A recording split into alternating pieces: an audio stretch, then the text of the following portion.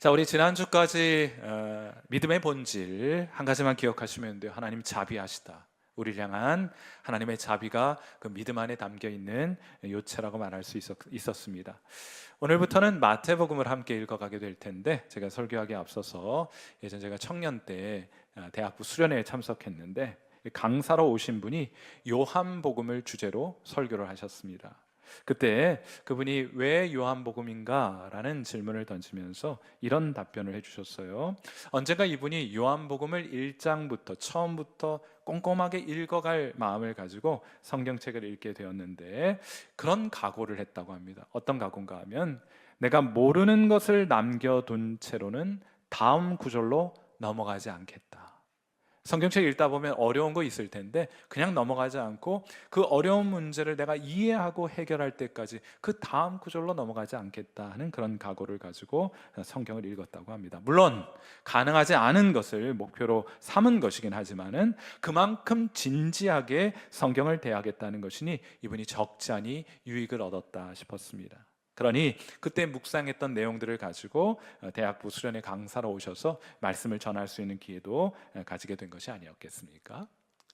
저는 오늘부터 마태복음을 함께 읽어가려고 하는데, 저와 여러분이 두 가지 목표를 가지고 성경을 함께 읽어갔으면 합니다. 하나는 말씀드렸던 것처럼 모르는 채로 넘어가는 말씀이 없게 하자 하는 거예요.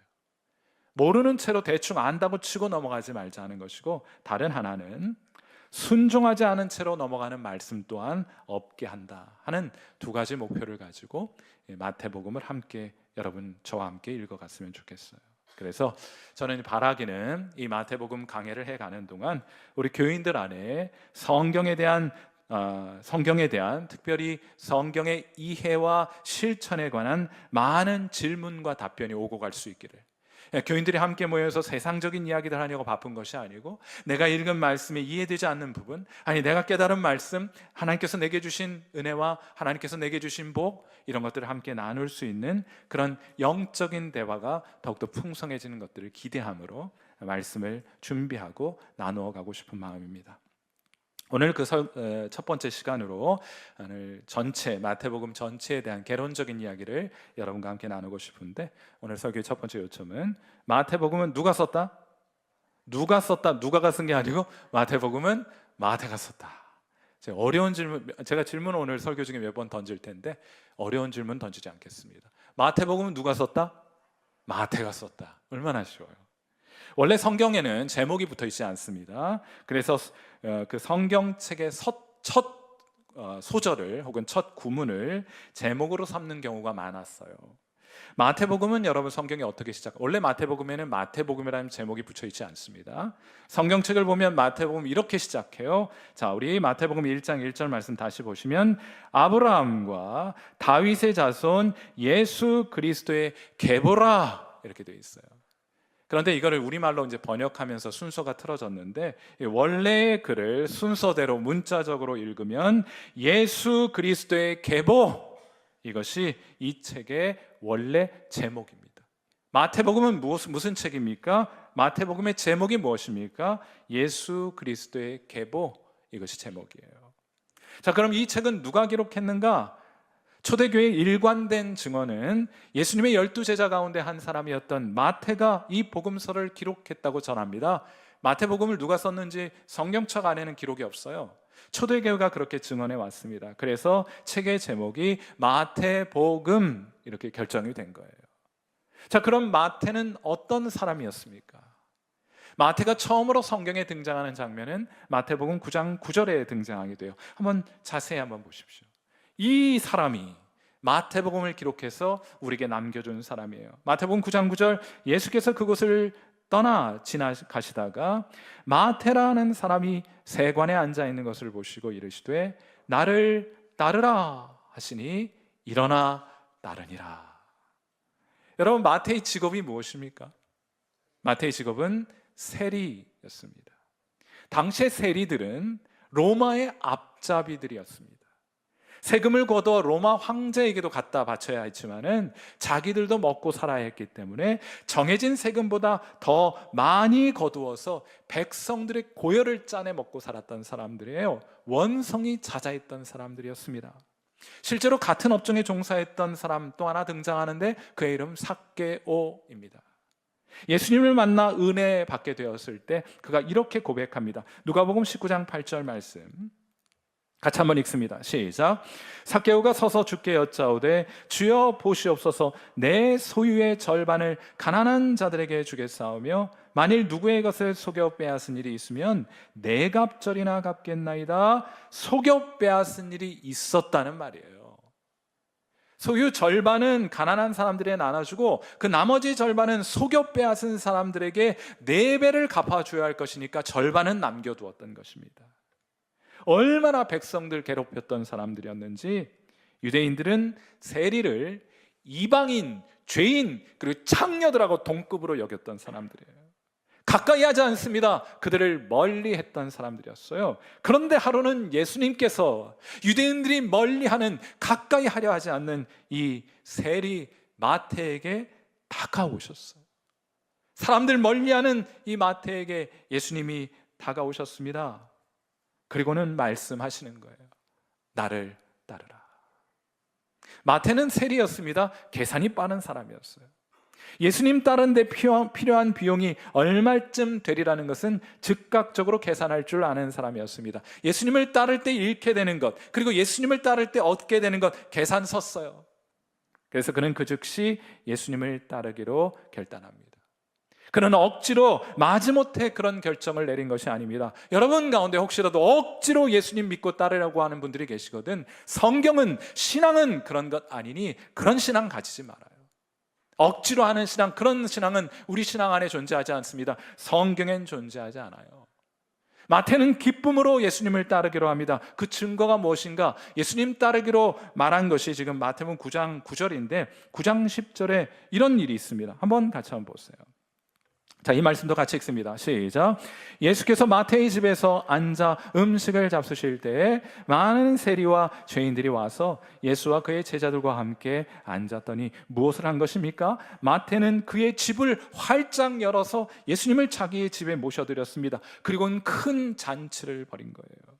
그 기쁨을, 예수님 따르게 된 기쁨을, 예수님이 날 알아주셨고 날 불러주셨고 내가 그분을 따르게 되었다는 기쁨을 이웃과 함께 나누기 위하여 잔치를 열게 된 겁니다. 사랑하는 성도 여러분, 예수님 믿으면 탐욕스러웠던 세리도 변화되는 역사 나타나는 줄 믿습니다.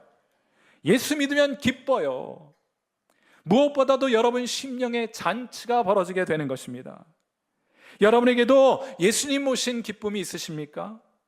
여러분 예수님과 함께하는 기쁨으로 여러분은 충만하십니까? 예수님과 함께 동행하는 기쁨으로 여러분 가득 채워져 있으세요? 여러분의 신앙이 건강한 것인지, 여러분 예수님 잘 따르고 있는지 확인해 볼 수 있는 매우 정확한 측정 방법이 있어요. 그게 뭔지 아십니까? 여러분 안에 기쁨이 있는가를 보는 거예요. 하나님을 만나게 되면 비록 이 땅을 살아가면서 얻게 되는 기쁨은 없다 할지라도 설명할 수 없는 하늘의 신비가 여러분 안에 깃들어 있으므로 여러분은 주님 때문에 기뻐하며 오늘 이 자리에 앉아 있을 겁니다. 맞습니까? 주님 생각하면 기뻐요. 주님이 나와 함께하는 것 기뻐요. 내가 주님을 위해 살아갈 수 있다는 것이 기뻐요. 그 기쁨은 빼앗길 수 없는 기쁨입니다. 이 세상이 빼앗아갈 수 없는 기쁨이 있어요. 바로 이 기쁨 가득했던 제자 마태가 마태복음서를 기록합니다. 그러니까 여러분이 성경을 읽으실 때 적어도 마태복음은 기쁨이 전제로 되어 있는 책이다, 이런 마음 가지고 읽으셔요. 우울한 분들 계십니까? 마음의 기쁨이 상실된 분들이 계십니까? 그럼 기쁨의 사도 마태가 썼던 마태복음을 펼쳐 읽게 되기를 바라고, 여러분도 거기에서 주님 만나 여러분의 기쁨 회복되는 귀한 은혜 있게 되기를 주님의 이름으로 축원해 드립니다. 자, 그런데 마태는 이름이 마태잖아요. 마태의 이름의 의미가 있어요. 혹시 여러분 가운데 마태의 이름의 의미를 알고 있는 분이 계십니까? 굉장히 수준이 높으신 분일 텐데, 마태라는 이름의 의미는 여호와의 선물이라는 뜻이에요. 마태는 참 기가 막힌 이름이에요. 성경에 등장하는 인물은 다 이름값 하는 사람들이었습니다. 마태가 하나님의 선물이라는 이름인 이유는 그가 하나님께 귀한 선물, 예수 그리스도를 선물로 받았기 때문일 것입니다. 그런데 더 나아가서 복음서를 통해 그 귀한 선물을 우리에게 전해준 또 다른 귀한 선물이 되었으니 참 기가 막힌 이름 아니냐고요. 하나님의 선물, 여호와의 선물 마태, 그가 남긴 마태복음, 천년의 세월을 보존하여 우리에게까지 전달된 하나님의 귀한 말씀 마태복음. 사랑하는 성도 여러분, 하나님으로부터 선물 받고 여러분이 이 세상에 선물 되어주는 것이 신앙입니다. 라이언 화이트라는 소년이 있습니다. 13살의 소년인데 수혈을 받다가 그만 에이즈에 감염이 되었어요.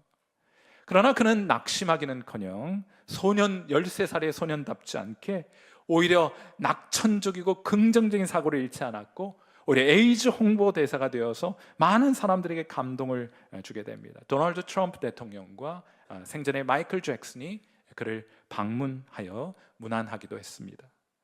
그렇게 5년이 지나서 라이언이 18살 되었을 때 병세가 갑자기 악화되었어요.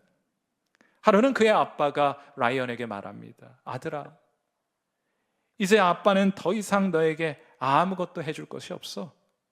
그러자 라이언이 아빠에게 대답합니다. 아빠, 그게 무슨 말씀이세요? 엄마와 아빠는 제가 어렸을 때 저에게 예수님을 소개해 주셨어요. 그 때문에 예수님 영접했어요. 저는 이제 죽어도 천국 갈 수 있잖아요. 거기서 엄마 아빠 만날 수 있고요 하고 얘기를 했다는 거예요. 사랑하는 성도 여러분, 신앙은 선물 받고 선물이 되어주는 것이에요. 라이언의 엄마와 아빠는 예수 그리스도의 선물 받고 엄마 아빠가 라이언에게 귀한 선물이 되어주었습니다. 라이언도 엄마 아빠로부터 귀한 선물 전해받고 그도 이 세상에 귀한 선물이 되었습니다. 마지막 순간까지 희망을 잃지 않고 아름다운 감동적인 메시지를 전하다가 이 세상을 떠나가게 되었어요. 사랑하는 성도 여러분, 여러분도 하나님의 선물 받으시는 귀한 성도 여러분 되시기를 주님의 이름으로 축원해 드립니다. 그리고 누군가에게 선물이 되어주세요. 괜히 막 돈 몇 푼 갖다 주고 선물 줬다 하지 말고, 그런 수준 낮은 선물 말고 여러분의 남편에게 여러분 자신이 좋은 선물이 되어주세요. 여러분의 아내에게 여러분이 좋은 남편으로서의 선물이 되어주십시오. 자녀들 돈 주고 용돈 주고 핸드폰 안겨주고 학원 보내놓고 할 일 다 했다, 선물 다 줬다, 뭐 이런 생각하지 마시고 여러분 좋은 엄마와 아빠가 되셔서 여러분 자녀들에게 여러분이 좋은 선물이 되어 주십시오. 여러분의 직장 동료들에게, 여러분의 이웃들에게 여러분이 좋은 선물 되어주는 그런 귀한 은혜의 선택이 있게 되기를 주님의 이름으로 축원해 드립니다. 그렇게 하실 수 있겠습니까? 대답이 시원찮아요. 설교 좀 두 번째로 넘어갈 수가 없습니다. 여러분도 하나님으로부터 선물 받아 누군가의 좋은 선물이 되어주실 수 있겠습니까? 네, 설교 빨리 끝내라는 얘기죠. 설교 두 번째 요점으로 넘어갑니다. 마태복음은 그리스도에 관한 책이에요. 다시 한번 마태복음 1장 1절을 보겠습니다. 아브라함과 다윗의 자손 예수 그리스도의 계보라 하고 되어 있습니다. 이것이 마태복음의 원래 제목이다 말씀을 드렸는데, 이걸 헬라어로 읽으면, 특별히 밑줄 그어 있는 부분을 우리 그리스어로 읽게 되면 게네시스라고 하고요, 이걸 영어로 읽으면 여러분이 좋아하는 단어가 됩니다. 뭐가 될까요? 제네시스. 이렇게 돼요. 예수님 믿으면 제네시스 몰고 다니는 거예요. 그런데 이 게네시스, 물론 이제 속격으로 들어가서 게네세우스 이렇게 되어 있긴 한데, 그것은 이제 명사형은 게네시스예요. 근데 이 제네시스 혹은 게네시스는 기원, 족보 이런 뜻으로 쓰입니다. 그래서 우리말 성경에서는 그것을 계보, 족보를 뜻하는 계보라고 번역을 해 놓았는데, 이 게네시스라는 단어는 생애라는 뜻을 갖기도 합니다. 물론 마태복음 1장에는 예수님의 족보가 소개가 되어 있기 때문에 계보의 책 이렇게 해도 괜찮지만은, 책의 제목은 책 전체를 잘 요약해 줘야 하는 것이니 예수님의 생애에 관한 책이라고 읽는 것이 제게는 더 좋아 보여요. 마태복음은 어떤 책입니까? 예수님의 생애가 기록된 책이라는 뜻입니다. 자, 그러니까 여러분이 마태복음을 읽을 때에는 여러분의 관심은 오직 여기에만 집중되어 있어야 해요. 예수님의 생애가 어떠했는가? 예수님이 무슨 말씀을 하셨는가?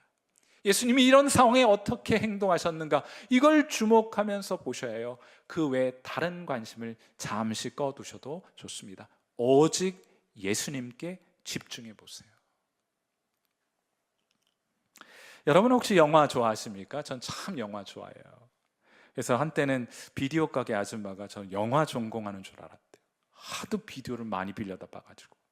요즘은 비디오가 없지만은 저희 때는 비디오 봤잖아요.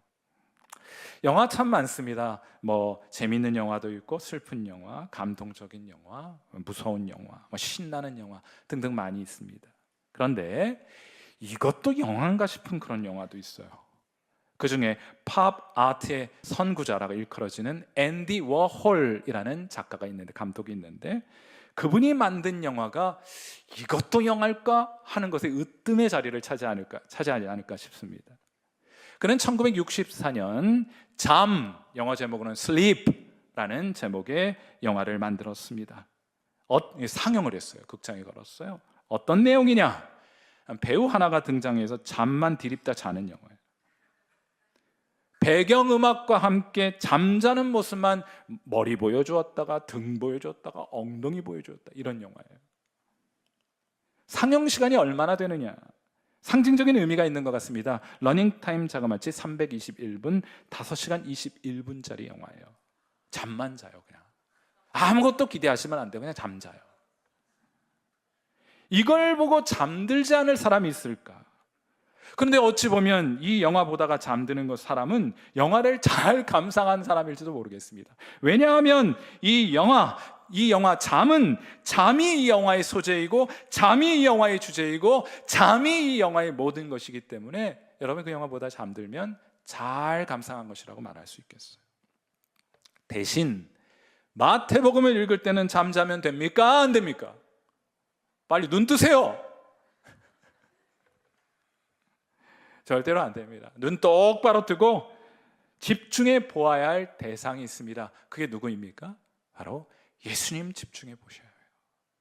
그분이 마태복음의 소재이고, 예수님이 마태복음의 주제이고, 예수님이 마태복음의 모든 것이기 때문입니다. 그분을 집중해 바라보셔야 돼요. 마태복음은, 오늘은 개론 시간이니까 마태복음은 예수님을 세 가지 강조점을 가지고 우리에게 소개해 줍니다. 예수님과 베드로 사이의 대화에 그 강조점이 잘 요약되어 있어요. 마태복음 16장 16절, 위대한 사도 베드로의 신앙 고백. 마태복음 16장 16절, 이보다 더 중요한 신앙 고백은 없습니다. 우리 같이 여러분의 신앙 고백이도록 할 테니 마태복음 16장 16절 말씀 같이 읽습니다. 시작. 시몬 베드로가 대답하여 이르되 주는 그리스도시요 살아계신 하나님의 아들이시니이다. 아멘. 예수님은 누구신가? 라는 이 질문에 대하여 사도 베드로는 첫째, 예수는 그리스도시다 하고 말합니다. 그리스도는 기름 부음을 받은 사람이라는 뜻이에요. 기름 머리에 부은 사람이라는 뜻이에요. 구약 성경에 보면 세 부류의 사람이 머리에 기름을 붓고 그 직분을 감당하게 됩니다. 그 첫째는 선지자요, 둘째는 제사장이요, 셋째는 왕입니다. 선지자를 세울 때 머리에 기름을 부어요. 제사장을 세울 때 머리에 기름을 붓습니다. 왕을 세울 때 머리에 기름을 부어요. 여러분, 이 순서가 참 중요한데, 왜냐하면 우리는 이 순서대로 예수님을 경험하기 때문입니다. 우리는 이 순서대로 구원을 경험하기 때문에 이 순서가 매우 중요해요. 예수님은 선지자입니다. 선지자는 뭐 하는 사람입니까? 하나님의 말씀을 선포하고 전하는 사람입니다. 그러므로 여러분, 예수님의 말씀을 잘 들으셔야 돼요.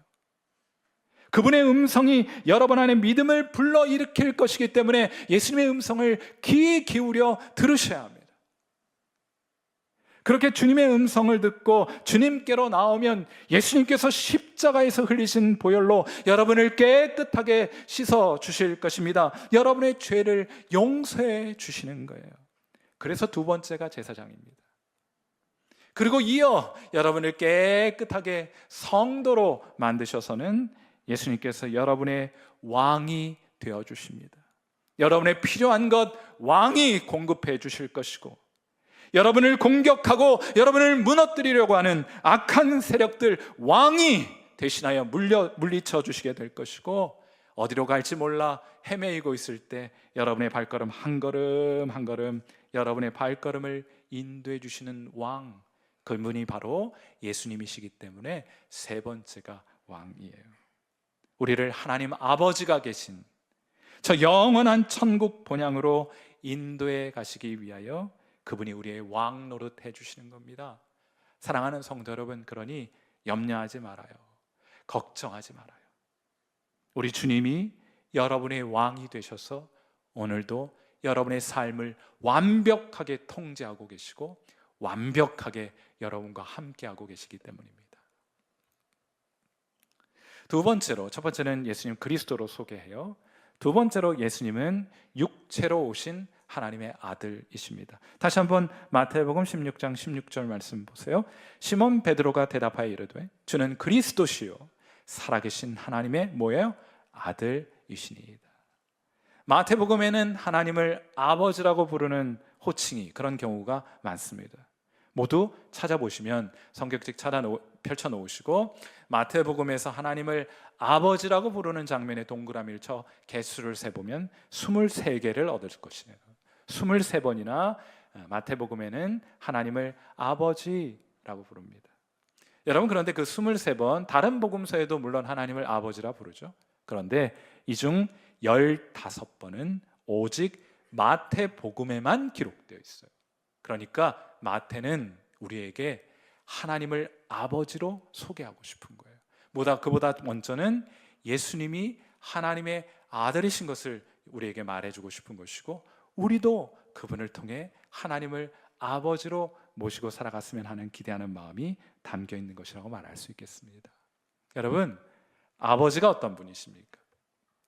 여러분의 아버지는 그러지 않을 수도 있겠지만은 성경에서 말하는 아버지, 또 일반적으로 우리가 알고 있는 아버지는 좋은 분이에요.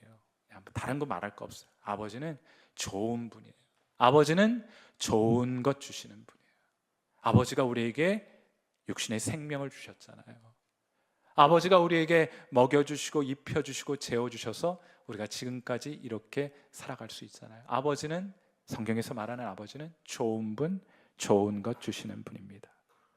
여러분이 예수 그리스도를 주목해 보게 될 때 그분께 하나님 아버지는 얼마나 좋은 분인지를 알게 될 거예요. 예수님께 하나님 아버지가 얼마나 좋은 분인지 알게 될 것이고, 여러분도 그분을 아버지라고 부르게 되는 일이 있게 될 것입니다. 자, 이렇게 예수님을 그리스도요 하나님의 아들로 묘사할 뿐만 아니라 세 번째로 마태복음에서는 예수님을 교회의 주인으로 말합니다. 베드로가 예수님에 대한 신앙 고백을 올바로 하게 되었을 때 예수님께서 이어 이렇게 말씀하십니다. 마태복음 16장 18절 말씀 같이 한번 읽습니다. 시작. 또 내가 너에게 이르노니 너는 베드로라. 내가 이 반석 위에 내 교회를 세우리니 음부의 권세가 이기지 못하리라. 아멘. 교회라는 용어는 우리가 일상적이고 익숙하게 사용하고 있지만은 복음서 가운데는 오직 마태복음에만 기록되어 있어요. 마태는 교회의 주인이 예수님이신 것을 강조하고 있는 겁니다. 교회는 목사의 교회 아닙니다. 교회는 그 어떤 사람의 교회도 아닙니다. 교회는 우리 주 예수 그리스도의 교회이어야 하는 거예요. 교회는 사람이 아니라 예수님이 사용하시는 사람들에 의해서 세워지는 것이기 때문입니다. 이러한 교회는 음부의 권세가 이기지 못합니다. 이러한 교회는 세상이 무너뜨릴 수가 없는 거예요. 사람이 세운 교회는 무너집니다. 교회도 문 닫습니다. 사람이 세웠기 때문이고 사람이 교회의 주인 행세하고 있기 때문이에요. 그런 교회는 문 닫습니다. 그러나 예수님이 주인인 교회, 예수님이 사용하시는 사람들을 통해 이루어가는 교회는 절대로 무너지지 않습니다. 이 세상이 무너뜨릴 수 없습니다. 사랑하는 성도 여러분, 우리 성일교회는 누가 주인인 교회입니까? 우리 주 예수 그리스도가 이 교회의 주인입니까? 아니면 우리 교회 어떤 개인이 이 교회의 주인이라고 주장하는 교회입니까? 어떤 교회예요? 우리 교회 주인은 접니까? 아니에요? 좀 섭섭하긴 한데 그래도 어쩔 수 없습니다. 아닌 건 아닌 겁니다. 저는 이 교회 주인 행세할 생각이 1도 없어요. 교회는 예수 그리스도가 주인이신 교회, 주님이 세워가시는 교회가 무너지지 않는 교회일 것입니다. 사랑하는 성도 여러분, 그러니 주님께서 세우신 교회 안으로 들어오셔요. 그리고 그 안에 온전히 머물며 하나님 주시는 복과 안식과 평안을 누리시는 저와 여러분 되시기를 주님의 이름으로 축원해 드립니다. 오늘 설교의 마지막 요점은 이것이요, 마태복음은 제자도에 관한 책입니다. 교회가 어떤 교회이어야 합니까? 마태복음을 보세요. 예수님의 제자됨의 길이 어떤 길입니까? 마태복음을 열어보세요. 마태복음은 제자도에 관한 책이기 때문입니다. 마태복음의 결론, 마태가 왜 이 책을 기록했는가? 그 결론은 마태복음 28장 19절과 20절에 소개가 되어 있습니다. 이것이 마태복음의 결론이에요. 자, 우리 이 말씀도 같이 읽습니다. 시작. 그러므로 너희는 가서 모든 민족을 제자로 삼아 아버지와 아들과 성령의 이름으로 침례를 베풀고 내가 너희에게 분부한 모든 것을 가르쳐 지키게 하라. 볼지어다 내가 세상 끝날까지 너희와 항상 함께 있으리라 하시니라. 아멘. 예수님께서 승천하시기 전에 제자들에게 남기신 유언과도 같은 말씀이에요. 한마디로 어떤 교회를 세우라는 것입니까? 예수님의 제자를 만드는 교회에 세우라는 거예요. 사랑하는 성도 여러분, 예수님께서 여러분은 어떤 교인이 되라고 말씀하십니까? 예수님의 제자 만드는 교인이 되라고 말씀하시는 겁니다. 어떻게 제자를 만듭니까? 첫째, 가야 합니다. 주님께서는 내가 세상 끝날까지 너희와 항상 함께 있으리라고 말씀하셨어요. 착각하지 마세요. 이 약속은 오직 예수님을 따르는 제자들을 얻기 위하여 누군가에게 다가서는 자들에게 주신 약속입니다. 아무에게나 주신 약속이 아니에요. 제자 삼기 위해 여러분이 머물러 있던 자리로부터 떠나 누군가에게 어느 지역으로 가게 될 때 주님 동행해 주시겠다고 약속하신 것이지, 아무것도 하지 않고 주저앉아 있는 여러분과 함께 하시겠다고 하신 말씀이 아니에요. 그런 약속이 아닙니다. 이 약속은 오직 예수님 따르는 제자를 얻기 위하여 누군가에게 다가서는 자들에게 주시는 약속입니다. 제자는 그러므로 가는 사람들이에요. 누군가에게 다가서는 사람들입니다. 여러분은 그러한 기준으로 제자 맞습니까? 예수님의 제자입니까? 여러분 하나님과 함께 하시는, 하나님이 동행해 주시는 제자 맞습니까? 두 번째로 예수님의 제자를 어떻게 만드는 것입니까? 가야 돼요. 데리고 와야 돼. 그리고 나서 어떻게 해야 되는가 하면 예수님의 제자가 되겠다는 사람 데려다가 침례를 베푸는 거예요. 침례를 통해 제자들의 공동체 안으로 그를 데려오라는 뜻입니다. 여러분, 요즘 세상에는 인터넷 유튜브나 이런 걸 통해서 설교도 좋은 설교 많고 또 찬양도 얼마든지 감상할 수가 있어요. 그런데 하나님은 홀로 하는 신앙을 계획하시고 디자인하신 적이 없습니다. 성경 저한테 그런 구절이 있으면 저한테 제시해 보세요. 혼자 신앙생활하도록 디자인되어 있는 교회가 아닙니다. 교회는 함께 모여, 연약해요. 결함도 많아요. 여러분 다가서면 상처 주는 사람들 가득해요. 그럼에도 불구하고 함께 공동체를 이루어 신앙하도록 디자인되어 있습니다. 우리는 그것을 선택할 수가 없어요. 자, 그렇게 해서 침례를 통해 교회 공동체의 일원이 되면, 그렇게 교회 안으로 들어오면 끝나는 것이 아닙니다. 그때부터는 예수님께서 분부한 모든 것을 그들에게 가르쳐야 합니다. 그런데 여러분, 뭘 가르칠 거예요? 예수님이 여러분에게 무엇을 분부했습니까? 여러분 그것을 알고 있어요? 예수님께서 여러분에게 분부하신 것이 뭔지를 알아야 분부하신 것을 가르칠 것 아닙니까? 이 질문에 대한 답변이 바로 마태복음이에요. 무엇을 가르쳐야 하나? 마태복음을 펼쳐 읽으십시오.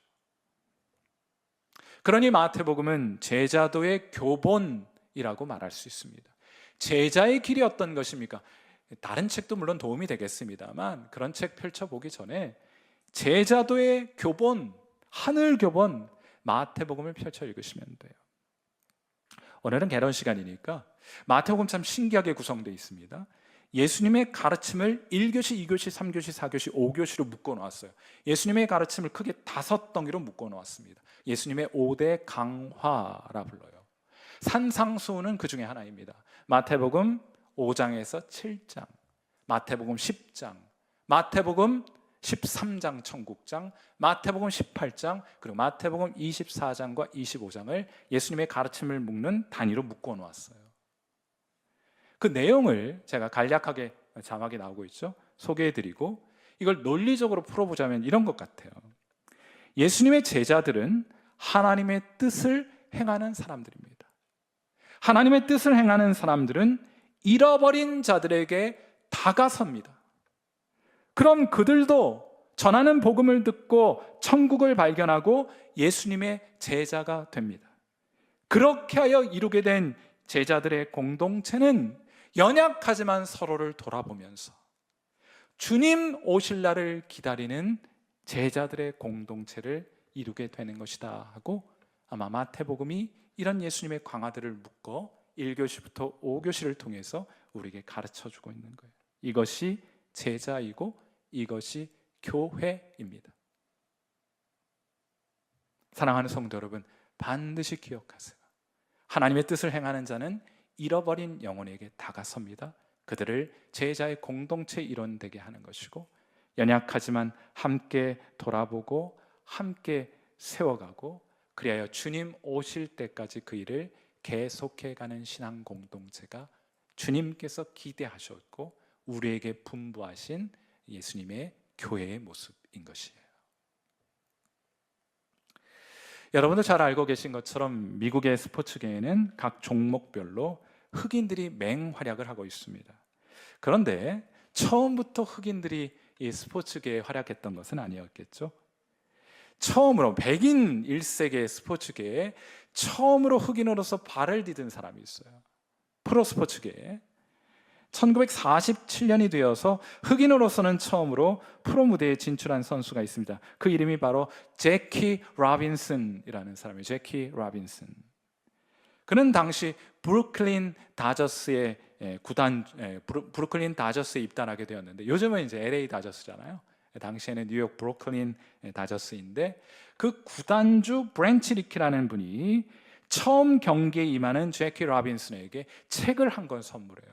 그 책의 제목이 뭔가 하면 예수 그리스도의 생애, 마태복음 제공하고 똑같은 책을 선물합니다. 그 책을 선물하면서 제키 로빈슨에게 이렇게 말합니다. 이 책을 꼭 읽어보세요. 예수님처럼 살아야 합니다. 당신에게 욕하고 침뱉고 물건을 던지는 사람도 있겠지만 절대로 감정적으로 반응해서는 안 됩니다. 당신은 자신만을 위해 뛰는 것이 아니에요. 흑인 전체의 명예를 걸고 뛰는 것이고 하나님의 영광을 위해 뛰는 것입니다 하면서 그 책을 건네며 읽어보라고 건네준 거예요. 실제로 제키 로빈슨이 경기장에 올랐을 때 많은 백인들이 그를 조롱하고 비난하고 침을 뱉고 어떨 때는요 오물을 갖다가 던지기도 했어요. 오물을 뒤집어 쓰기도 했습니다. 그런데 그는 절대로 감정적으로 대응하지 않았어요.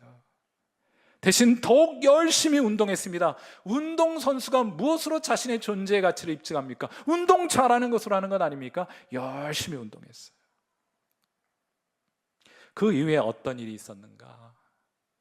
그가 앞서 걸어간 그 길로 수없이 많은 흑인 선수들이 프로야구, 프로농구, 프로 미식축구에 진출하게 되었습니다. 현재 미국 프로농구에는 80%가 흑인이에요. 미식축구 70%가 흑인입니다. 제일 저조한 거 프로야구인데 그래도 17%나 돼요. 사랑하는 성도 여러분, 우리는 이번 주부터 마태가 우리에게 선물한 마태복음, 곧 예수 그리스도의 생애라는 책을 함께 읽어가게 될 것입니다. 저는 이 책의 안내를 따라 우리 모두가 예수 그리스도의 제자가 되기를 바라고 참된 제자의 길을 걸어갈 수 있게 되기를 간절히 바라는 마음으로 한 주 또 한 주 설교를 준비하게 될 거예요. 그리하여 예수님을 부정하고 예수님을 적대시하는 이 세상의 한복판에서 또 다른 제자들을 위한 길을 여는 일에 우리 모두가 사용되고 쓰임받을 수 있게 되기를 간절히 바라고, 또 우리 교회가 그런 선구자적 역할을 감당하는 그런 성일교회가 될 수 있기를 간절히 바라봅니다. 우리 함께 기도하도록 하겠습니다.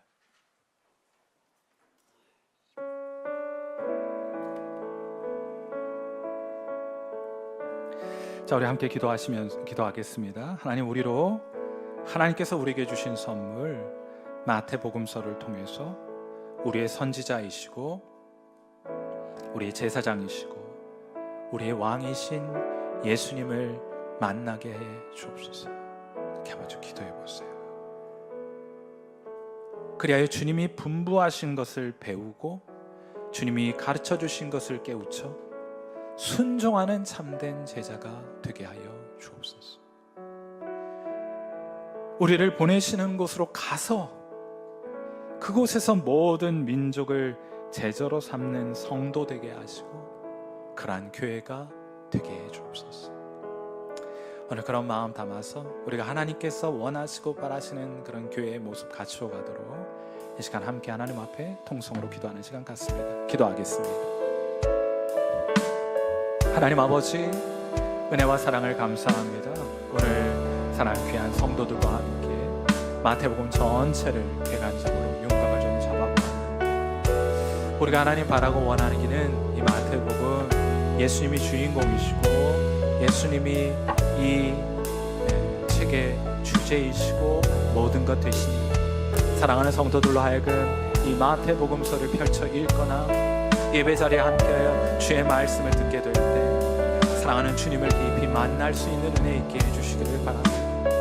선지자이셔서 우리에게 하나님 말씀 선포하시고 우리의 죄를 용서하시고 우리의 왕이 되셔서 우리의 모든 필요를 채우시고 우리를 보호하시고 우리의 발걸음을 인도하시는 거룩한 왕으로 우리 만날 수 있는 귀한 은혜 있게 해주시기를 바랍니다. 이제 우리가 하나님 말씀하시고 명령하시고 분부하신 것 잘 듣고 배우고 깨우쳐 그 말씀에 순종할 뿐만 아니라 또한 그런 제자를 삼기 위해 즐거이 그리고 기쁘게 우리의 머물러 있는 자리로부터 떠나 그 누군가에게 잃어버린 자에게 나아가는 그런 귀한 참된 제자의 삶을 우리 함께 살아갈 수 있도록 이 자리에 함께한 귀한 성도 모두를 인도해 주시고 그들에게 하늘의 큰 기쁨 맛보게 해주시기를 간구합니다. 도와주심 바라고 함께하여 주심 바라고 살아계신 우리 주님 예수님의 귀하신 이름 받들어 감사한 마음으로 간절히 기도합니다.